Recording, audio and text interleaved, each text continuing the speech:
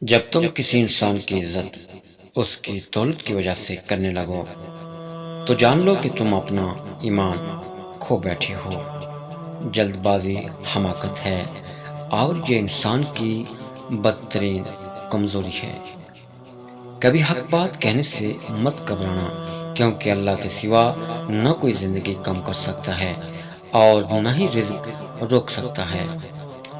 اس قوم کو کبھی بھی فلاح حاصل نہیں ہو سکتی جس نے خدا کو ناراض کر کے مخلوق کی مرضی خرید لی۔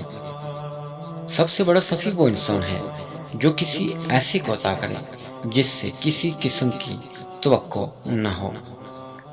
عورت کا پردہ کرنا شہید کے خون سے افضل ہے۔ زندگی کا کوئی اعتبار نہیں، جس قدر ہو دوسروں کے کام آؤ۔